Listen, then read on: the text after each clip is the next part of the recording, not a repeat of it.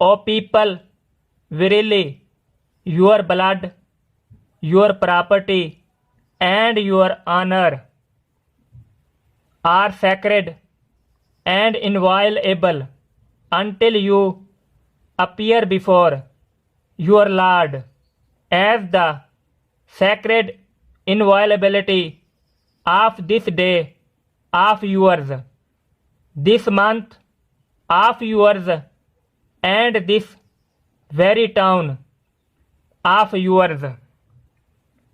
ए लोगो, बिलाशुबा तुम्हारा खून, तुम्हारी जायदाद और तुम्हारी इज्जत इतनी ही मुकद्दस और काबिल एहतराम है जैसे तुम्हारा ये दिन, तुम्हारा ये महीना और ख़ासकर ये शहर तुम्हारा मुकद्दस व मोहतरम हैं.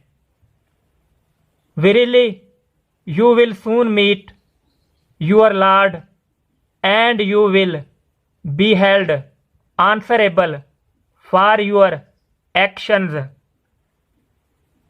यकीनन जल्द ही तुम अपने परवरदिगार से मिलोगे और अपने अमाल के लिए जवाबदेह होगे.